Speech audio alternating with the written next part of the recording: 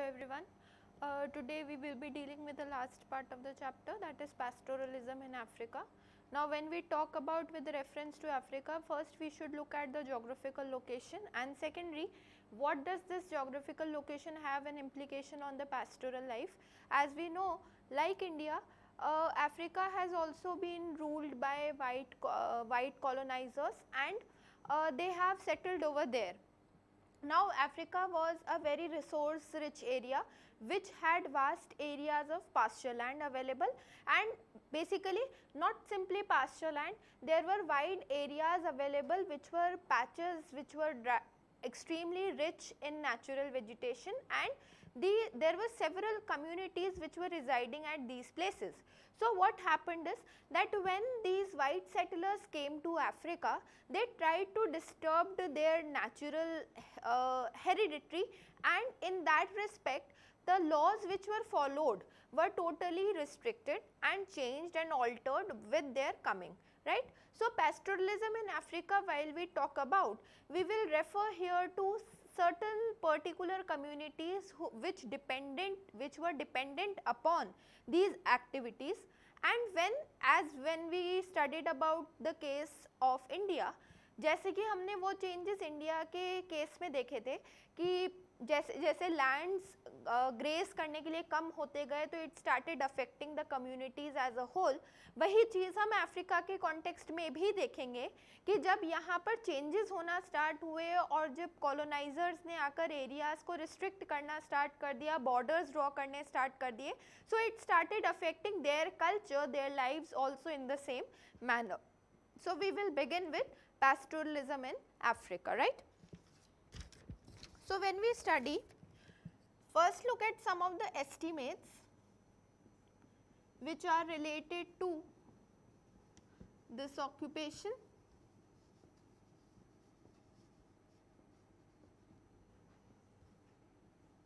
The first one is approximately 22 million people depend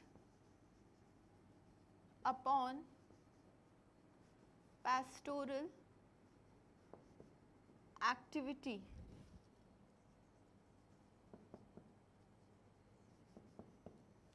The second one is there are certain communities like Bedouins,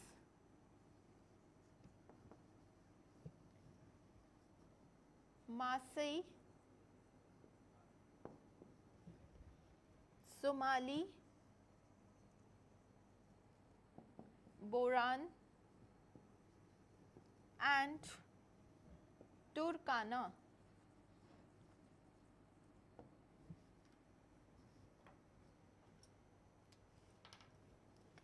These communities are sellers of milk, meat and animal skin.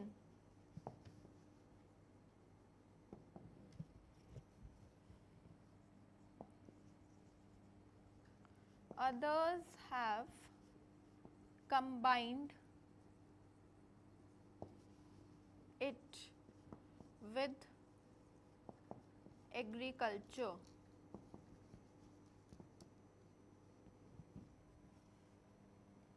We are here going to talk about the Maasai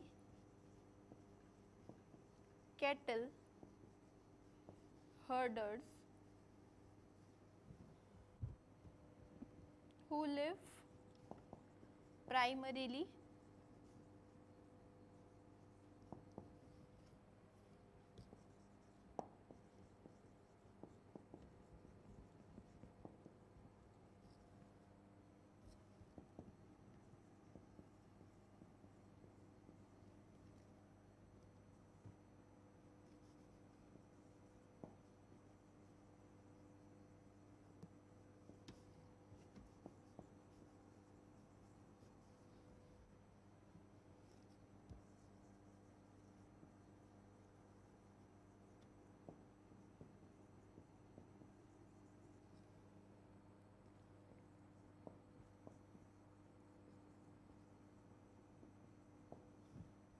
Now while we take the introduction, we should here remember कि Africa के अंदर approximately जो total population थी जो इस pastoral activity के ऊपर dependent थी, उस पॉपुलेशन का एस्टिमेट है 22 मिलियन पीपल का, ठीक है।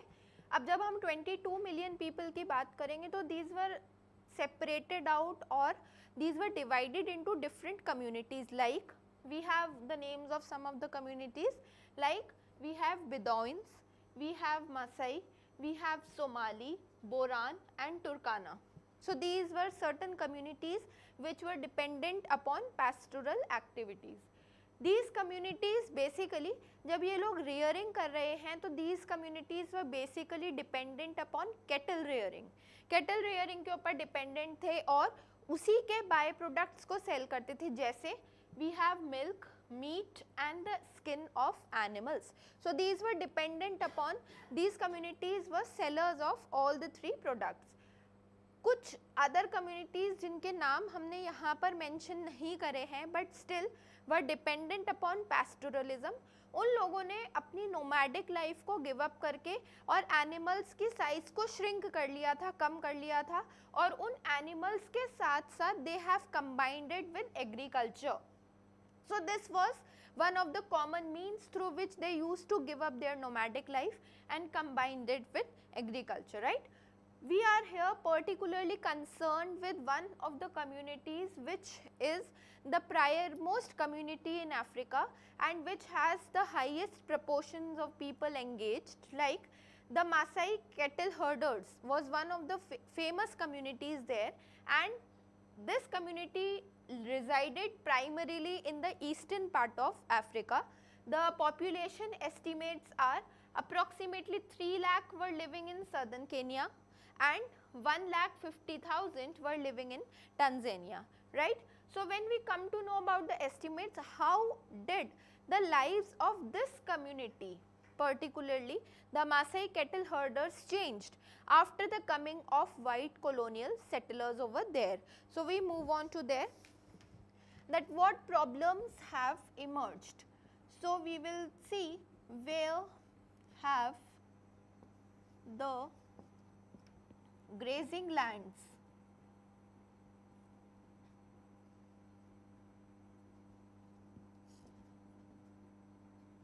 gone. First is there was continuous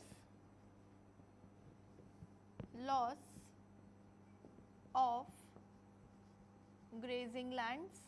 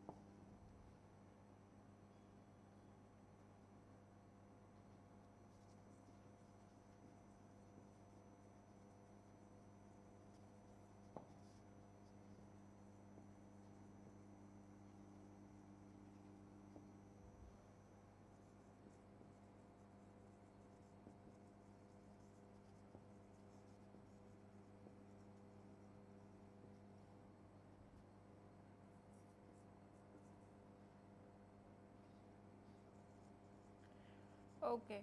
So now we move to that where have these grazing lands gone? Obviously, there was continuous loss of grazing lands which could be seen while the white colonial settlers have entered there. 1885 के अंदर उन्होंने जितना area Maasai community occupy करती थी उस that was a region which was very fertile region, उस पूरे land को दो पार्ट्स में डिवाइड कर दिया, स्प्लिट कर दिया। जो उसका बेस्ट पार्ट था, जो मैक्सिमम फर्टाइल लैंड था जहाँ पर ये बेसिकली एनिमल्स को ग्रेज करवाया करते थे, वो वाला जो पार्ट था वो उन्होंने अपने पास ऑक्यूपेंसी में ले लिया। मासाई कम्युनिटी जो ट्रेडिशनली वहाँ की इनहैबिटेंट थी, उसको एक बहुत छोटे से एरिया में सैचुरेट कर दिया that you are suppose to live here, right. जो वो रीजन था वो इतना ज़्यादा एरिड और ड्राई रीजन था that there was nothing which could be grown there, and secondly जो चीज़ें अवेलेबल थी वो चीज़ें अवेलेबल हो लेस क्वांटिटी में अवेलेबल होने की वजह से बहुत जल्दी कंज्यूम कर ली जाती थी by the animals. So this in short led to shortage of fodder for the animals. Plus, since you are pushed to a certain specific area where you cannot graze your animals properly, so definitely यहाँ पर overgrazing होना बहुत common सी problem हो गई थी। and इन लोगों को जहाँ पर saturate कर दिया था, जहाँ पर इनको settle कर दिया था on a very small patch of land, वहाँ के अलावा if they were supposed, firstly they were not allowed to move, मतलब जो नोमैडिक नेचर है उनका, वो नोमैडिक नेचर को अलाउंस ही नहीं थी और रिस्ट्रिक्शन लगा दिया गया था।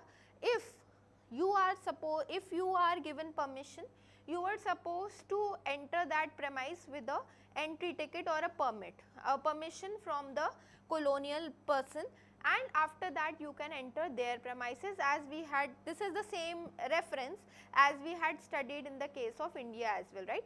So यही चीज़ वहाँ पर भी occupancy में आई, that they were not allowed to enter places and even if allowed with a permit for a specific period of time. ये सारी चीज़ें जो उन्होंने करी थी, ये सारी चीज़ों का रीज़न कॉमन था जैसा इंडिया में दिया गया, that we do not want to move, we do not want people to move from one place to another, and especially for the reason that you are giving, that you want to graze your animals. So this is a reason which was very abstract for them.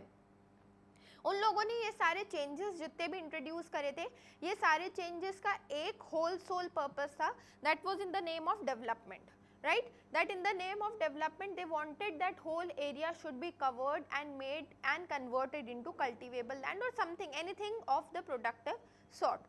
Otherwise the land, if left only for animals, the land is actually being wasted. So to turn that wasteful thing into a useful resource, the reason given by them was in the name of development, right. So the grazing lands have been ultimately totally gone under the colonial rule and under the white settlers rule. Now what did they do when they started this process? What did they do? What was their first step? They had drawn borders. So with the drawing of borders it specify, जब भी हम कोई area mark कर देते हैं तो उस area mark करने का मतलब होता है that this place belongs to us and this place belongs to the other person, and hence there can be no differentiation or no questioning over the area of land. So drawing of borders was their first step which was taken by them in order to ensure that there are certain restrictions, certain boundaries which are drawn so that people could not intermingle with each other. So they started drawing borders over there.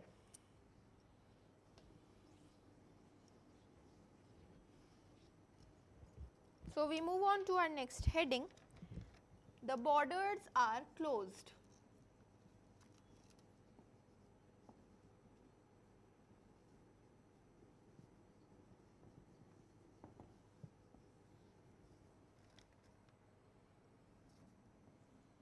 Movement hampered is the first consequence that you will face when there are drawing of borders. Movement was hampered.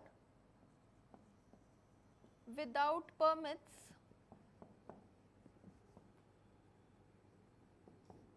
liable for fines,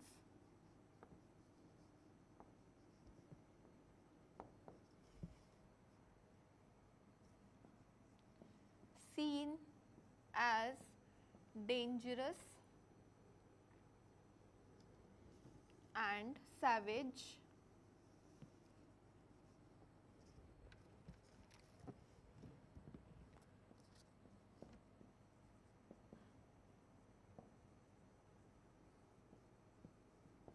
Settlers could not totally cut relation with them. The reason we will see.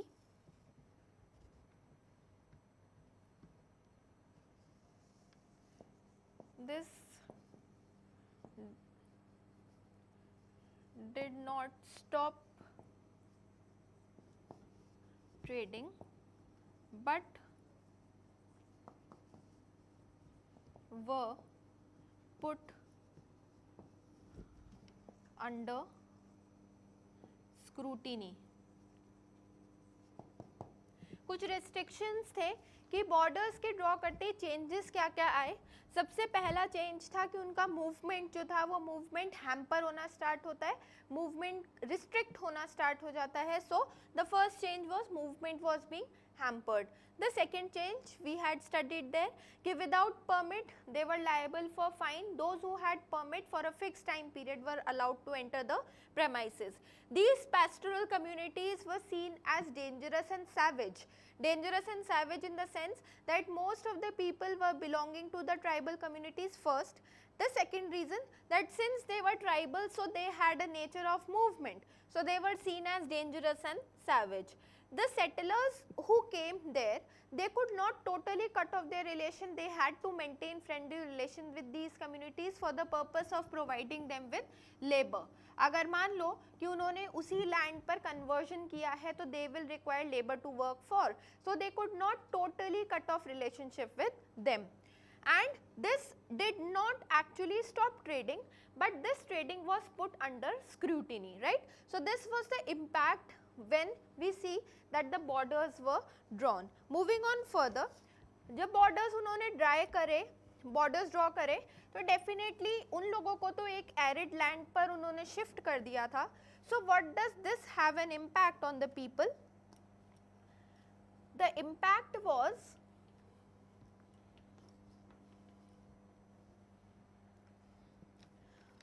all was okay when the things went normal, but when pastures were dry,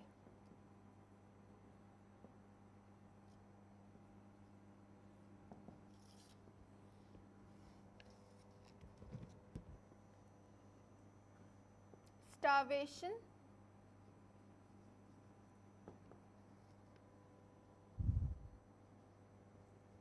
loss of lives,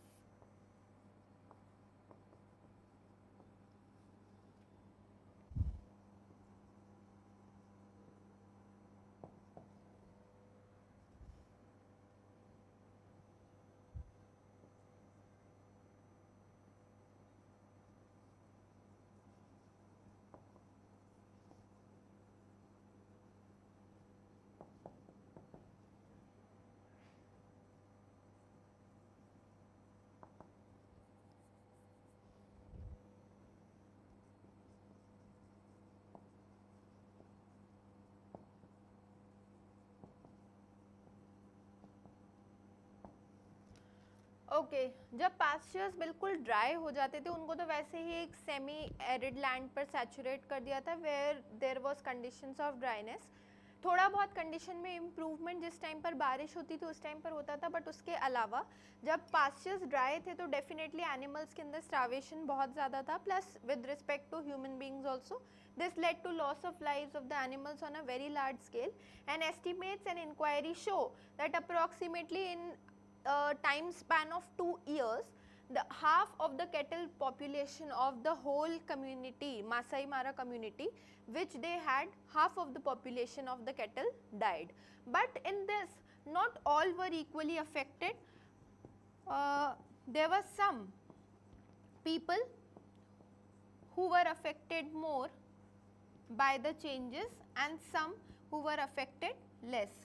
So we see how there was unequal impact on this.